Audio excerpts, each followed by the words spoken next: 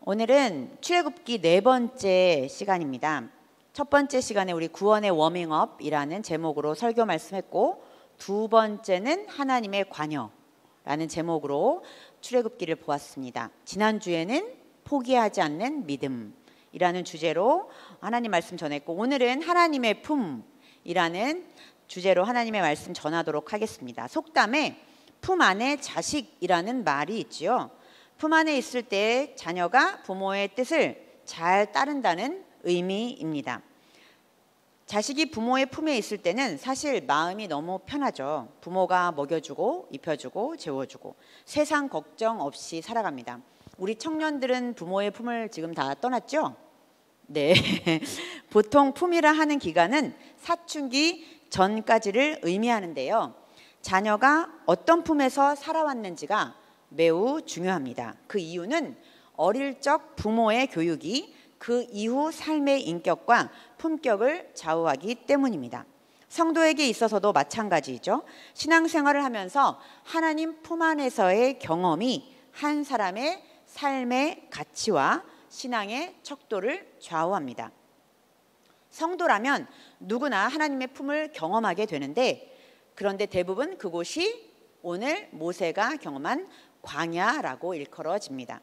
광야는 아무것도 없는 곳이지만 하나님이 모든 것을 책임지는 곳이라 역설할 수 있습니다. 오늘 본문의 모세는 하나님의 품 안을 경험하게 되는데요. 그 품에 가기까지 모세는 어떤 하나님의 인도하심을 받았는지 구원의 여정 속에서 만나보고자 합니다.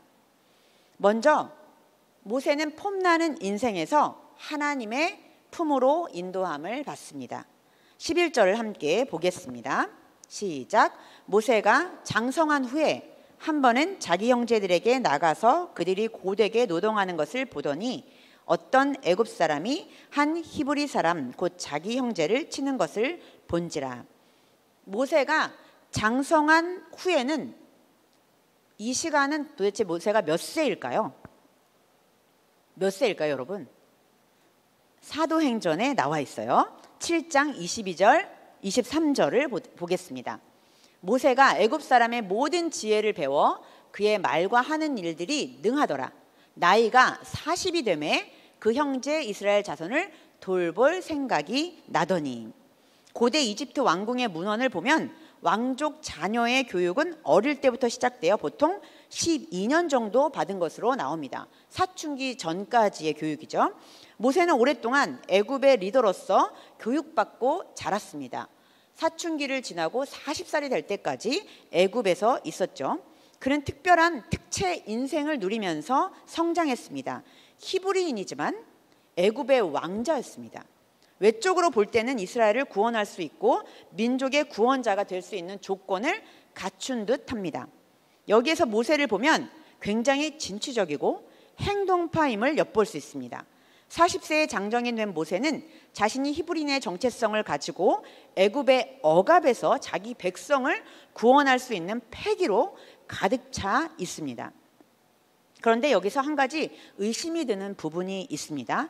과연 모세가 건강한 자아를 가진 사람이었을까요? 아마도 저는 아니었을 것 같다는 생각이 들었습니다. 모세는 어렸을 때부터 애굽의 왕이 될 수 없다는 것을 무의식적으로 알았을 것입니다.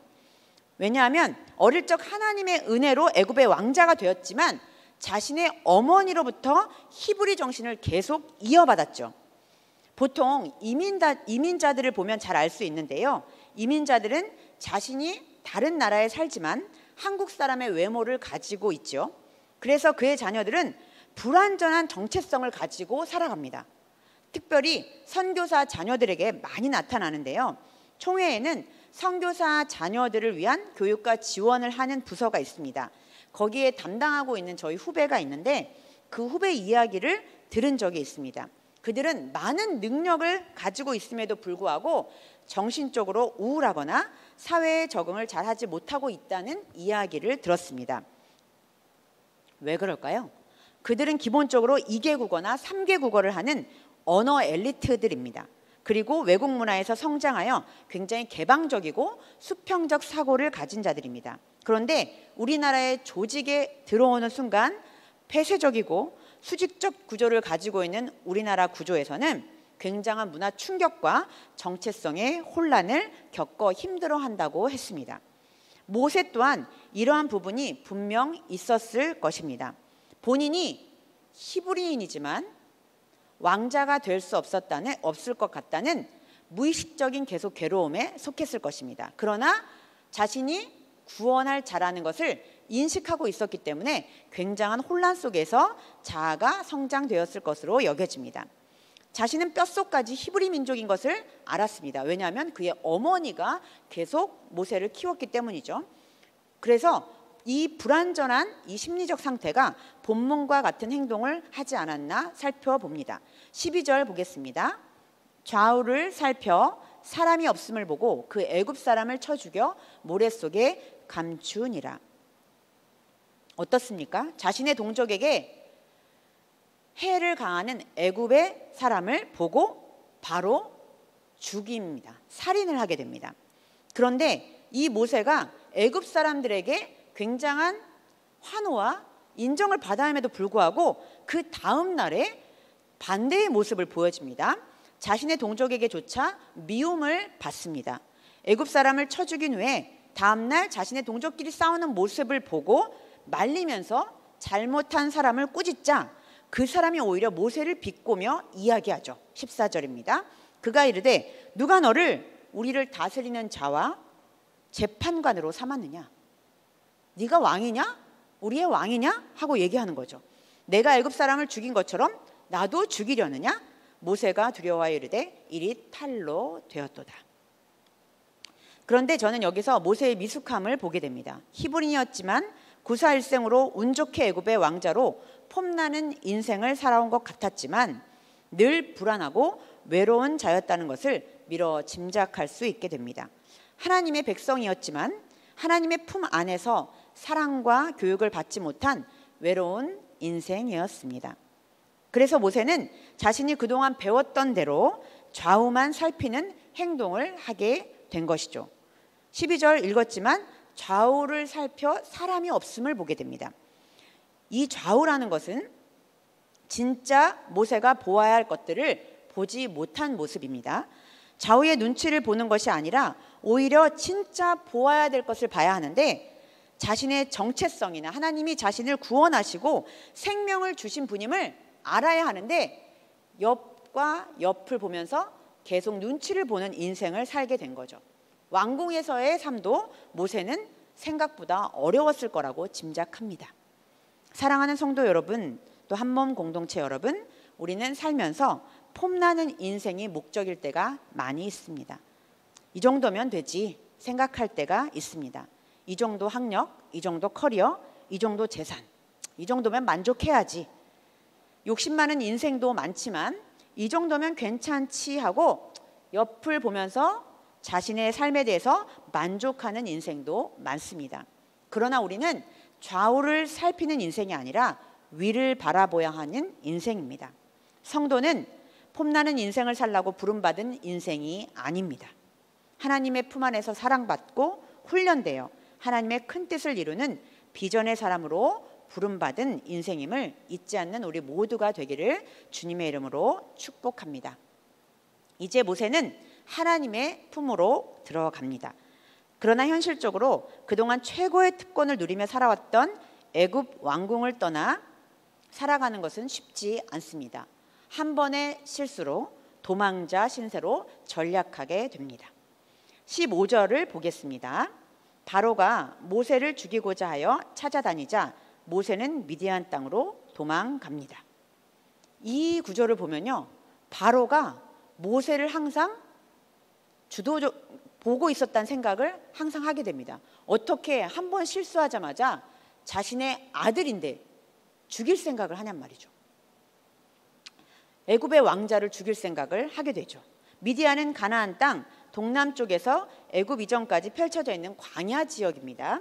미디안으로 가는 데는 이유가 있겠죠.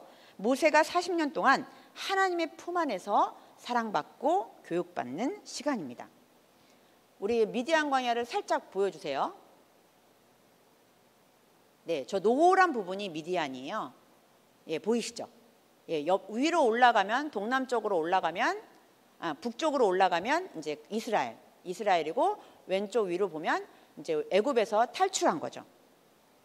성도는 하나님의 품 안에서 다루어지는 시간이 필요합니다. 그러나 하나님은 우리의 기질을 통해 일하시는 것을 성경을 통해 볼 수 있습니다. 17절 말씀입니다. 목자들이 와서 그들을 쫓는지라 모세가 일어나 그들을 도와 그 양떼에게 먹이니라. 모세는 이것만 봐도 불의를 보면 못 참는 성격인 것을 알 수 있습니다. 애굽 사람을 죽일 때도 그렇고 지금도 그렇습니다. 연약하고 힘없는 사람들을 도와야 직성이 풀리는 성격인 듯합니다. 그때 당시 물이 귀할 때였죠. 양떼를 몰고 항상 많은 사람들이 목자들이 우물에 모이면 힘 있는 사람들이 연약한 자들에게 횡포를 부리는 일들이 굉장히 만연했습니다. 그때의 모세는 이 연약한 미디안 딸들을 도와 우물물을 먹이죠. 이 도움을 통해 모세는 미디안 제사장 집안에 들어가게 됩니다. 역시 성격대로 멋진 남성성의 위력을 보여주죠. 그의 딸 십보라와 결혼을 하게 되어 아기를 낳습니다. 출애굽기 22장 2절 말씀입니다. 그가 아들을 낳음에 모세가 그의 이름을 게르솜이라 하여 이르되 내가 타국에서 나그네가 되었음이라 하였더라. 부모가 자식의 이름을 지을 때는 부모의 고백과 신앙 고백이 들어가 있습니다. 저도 제 아이들의 이름을 지을 때 제가 하나님을 믿으면서 가장 소중하게 생각하는 두 가지를 가지고 이름을 지었는데요. 하나는 여함, 여호와께서 함께한다. 여호와께서 함께하는 사람이 가장 축복된 사람이다 라는 생각 때문에 첫 번째 그 이름을 지었고, 여술은이라는 이름은 하나님 안에서 옳고 바르게 자랐으면 하는 마음으로 그 뜻을 갖고 있기 때문에 하나님의 사랑스러운 자라는 뜻도 갖고 있거든요. 그래서 그렇게 자랐으면 좋겠다라는 마음으로 이름을 지었어요. 그런데 모세는 자기 아들을 뭐라고 지었어요? 내가 타국에서 나그네가 되었습니다. 자신의 한탄, 자신의 속마음을 이름을 지었어요. 내가 어쩌다가 이렇게 되었을까? 과거의 사건을 곱씹으면서 내가 애굽의 왕자로 살 수 있었는데, 그렇게 부귀영화와 모든 걸 누렸는데 내가 이스라엘 민족을 돕다가 이렇게 됐구나, 내가 나그네가 되었구나 라는 생각을 하게 됐다는 거죠. 모세는 하나님의 백성인데 안 믿는 집안의 사위가 됩니다. 이때 제사장은 미디안의 우상을 섬기는 제사장이지 우리 같은 목사를 얘기하는 게 아닙니다. 그래서 자신의 신세와 자신의 처지를 이렇게 되었는지, 왜 내가 나그네가 되었는지를 고민하지 않았나 생각합니다. 그래서 하나님의 품은 행복한 자리이기도 하지만 자기를 직면하는 자리입니다. 자기 자신이 얼마나 어리석고 얼마나 연약한지를 보는 자리가 바로 하나님의 품입니다. 과거를 돌아보고 자신의 현재의 위치를 직면하는 자리입니다. 나는 아무것도 할 수 없는 사람이야. 나는 아무 힘이 없어. 그런 고백을 하는 자리가 바로 하나님의 품입니다. 저는 20대 중반부터 40대까지 사역을 하면서 굉장히 교만한 사람이었습니다. 근데 40이 넘어가니까 사역에 대해 굉장히 지쳐가더라고요. 제가 존경하는 목사님께 그 즈음에 만나서 이야기를 한번 나눈 적이 있어요. 목사님, 저는 이제 목회도 사역도 아무것도 잘할 수 없을 것 같아요. 이제 힘이 다 빠졌어요. 이제 저도 나이가 들었나 봐요 라는 이야기를 하면서 티타임을 가진 적이 있습니다. 그런데 그 목사님이 저에게 막 박수를 치면서 목사님 축하합니다. 이제야 하나님이 쓰실 때가 되었습니다 라는 이야기를 하더라고요. 그렇습니다.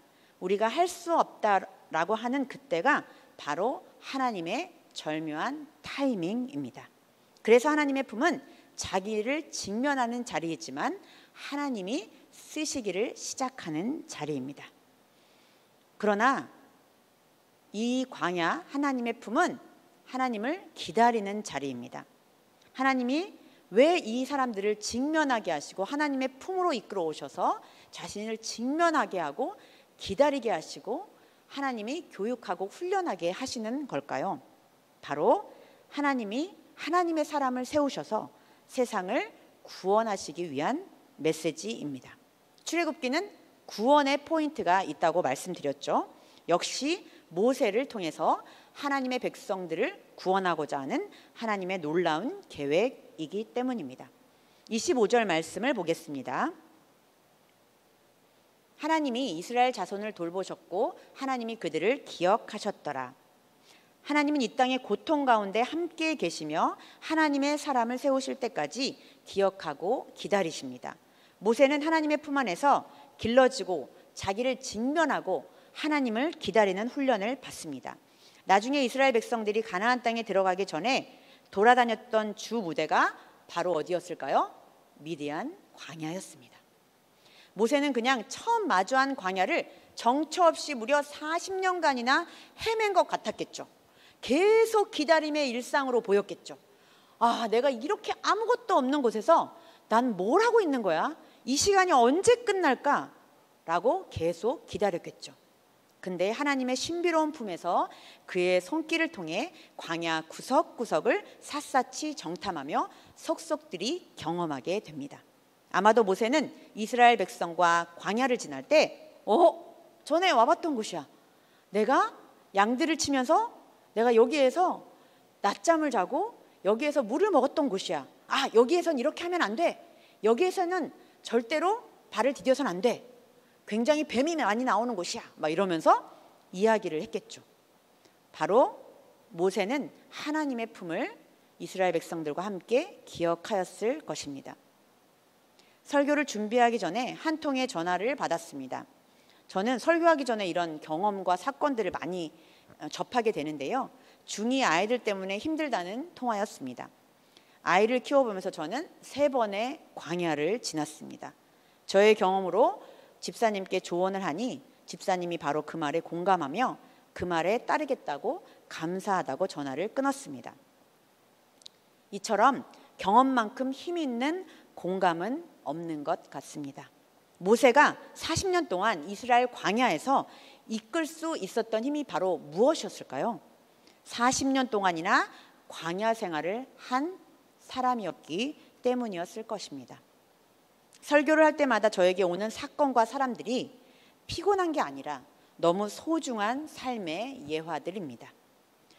너무나 소중한 하나님의 품 안에서의 훈련이라는 기간이라는 사실을 또한 알게 됩니다. 사랑하는 우리 모든 한몸 공동체 여러분과 성도들, 하나님의 품에 안기는 순간 우리가 인생에서 후회스러운 일들도 하나님의 아름다운 선을 이루어가는 도구로 변화됩니다. 이에 대한 확신을 우리 모두가 가지셨으면 좋겠습니다. 광야에는 길이 낯서도 강한 모래바람이 휩쓸고 지나가면 곧 길이 사라지는 곳이죠. 사람들이 지나갔던 발자국의 흔적도 바로바로 없어지는 곳입니다. 오직 하나님의 품에서는 하나님과 나 자신만 남습니다. 그 품에서 나 자신과 직면하시고 하나님의 소리에 귀 기울이는 우리 모두가 되기를 원합니다. 마지막으로 제가 설교를 이렇게 이기남 목사님과 함께 나누면서 항상 이야기를 하거든요. 이렇게 설교를 주제를 잡을 거야 라고 이야기를 하면서 그건 이렇게 했으면 좋겠다. 같이 함께 커뮤니케이션을 하는데요. 이기남 목사님이 저에게 마지막 결론을 이야기를 주셨어요. 꿈속에서 제가 나타난 거예요. 이기남 목사님이. 제가 애인도 아닌데 왜 나타났을까요? 제가 잔소리를 너무 중간에 많이 해서 그런 거야. 교회에서 제가 책을 썼다고 책 한 권을 주었대요. 그런데 그 제목이 기가 막힌 거예요. 회피 앤 해피라는 책을 줬대요. 제가 그래서 이 책 제목을 가지고 지금 글을 쓰고 있거든요. 이로써 말씀을 마무리하고자 합니다. 세상적으로 볼 때 광야로 회피한 모세는 신앙적으로 볼 때 하나님의 품으로 해피해진 모세였습니다. 그래서 성도는 회피해도 괜찮습니다. 왜냐하면 하나님의 품을 통해 행복해지기 때문입니다. 그리고 나를 통해 하나님의 구원을 이루어 가시기 때문입니다. 오늘 이 말씀 가지고 광야를 지나며라는 찬양을 함께 할 텐데요. 하나님께서 깊은 어둠 속에 우리를 홀로 두신 것 같지만 하나님과 우리가 서로 눈을 마주하고 직면하면서 주님이 우리를 사랑으로 보듬고 교육하고 훈련하는 기간입니다. 이 기간이 언제 끝날지 모른다고 힘들고 어려워할 수도 있지만 여러분 힘내십시오. 하나님은 반드시 우리를 그냥 그렇게 시시하게 살게 내버려 두지 않습니다. 여러분 한 사람 한 사람을 통해 비전과 사명을 감당케 하시고 광야를 통해서 새로운 날들을 보여주실 것이며 그 기간을 통해 하나님의 품을 기대하며 하나님의 품을 기억하며 살아갈 수 있는 힘을 허락하여 주실 것입니다. 우리 함께 찬양할 때 가사를 통해서 우리의 고백이 되기를 원합니다. 우리를 만들어주시는 주님을 찬양하겠습니다.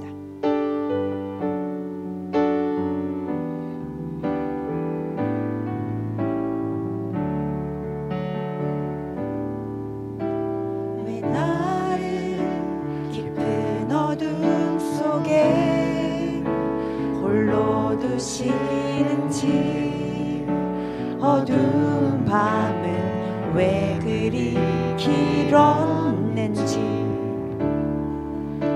나를 고독하게 나를 낮아지게 세상 어디도 기댈 곳이 없게 하셨네.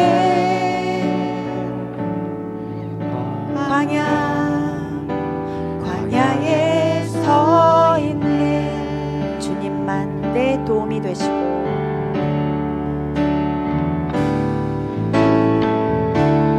주님만 내 도움이 되시고 주님만 내 빛이 되시는 주님만 내 친구 되시는 광야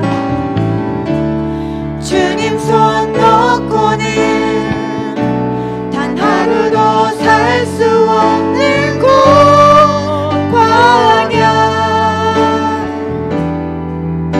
광야에 서 있네. 다시 한번 고백하겠습니다. 왜 나를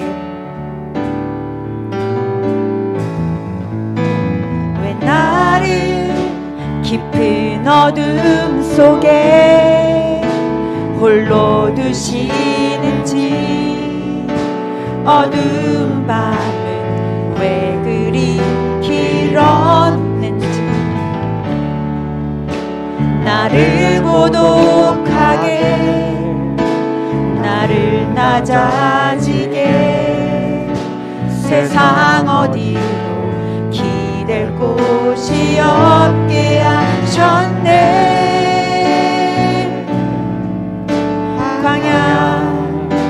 광야에 서 있네. 주님은 우리의 도움 되십니다. 주님만 내 도움이 되시고 주님만 내 빛이 되시는 주님만 내 친구 되시는 광야 주님 손 놓고는 단 하루도 살 수 없는 곳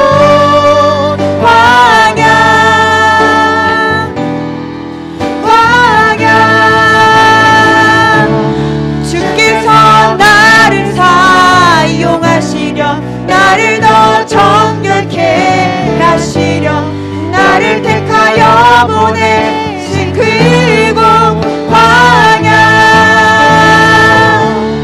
성령이 내 영을 다시 태어나게 하는 곳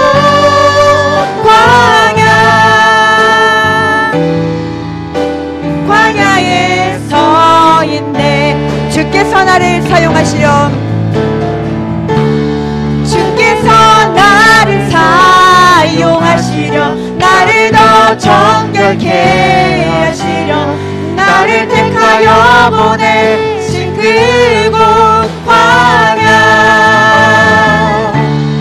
성령이 내 영을 다시 태어나게 하는 곳 광야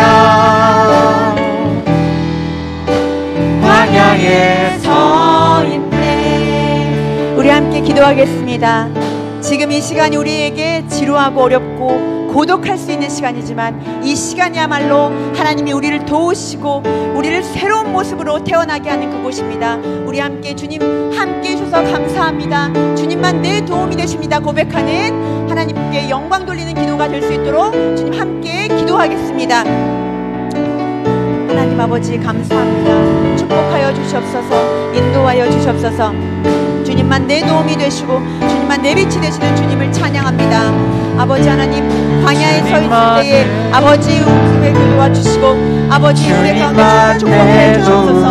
아버지 외롭고 고독하고 있는 거 어렵습니다. 주님 그러나 주님께서 우리를 도와주시며 우리를 찬양케 하시고 직면하게 하셔서 나는 아무것도 할 수 없습니다. 나는 아무것도 아닙니다 고백할 때 하나님께서 이때야말로 하나님께서 나를 쓰시고자 하는 하나님의 놀라운 섭리를 알게 하여 주시옵소서. 구원하시는 주님을 찬양하게 하여 주시옵소서. 나를 써주시는 주님을 찬양하게 하여 주옵소서. 비전의 사람이 되게 하시고 소망의 사람이 되게 하여 주옵소서. 아버지 광야에 서 있는 그 모습이 초라하고 아버지 실패한 인생이 아니라 오직 주님으로 훈련받고 사랑받는 그 기간이 될 수 있도록 인도하여 주시옵소서. 주께서 나를 택하시고 보내신 그곳 이곳에서 주님 내가 더 기도하고 말씀 보겠습니다. 축복하여 주시옵소서. 아버지 하나님 나를 택하여 주심을 감사합니다. 우리 한번 공동체 가운데 주님께서 함께하여 주셔서 아버지 이 땅에서 다시 태어나게 하시고 훈련받게 하여 주시옵소서. 주님 감사와 찬양과 영광을 올려드리며 예수님의 이름으로 기도합니다.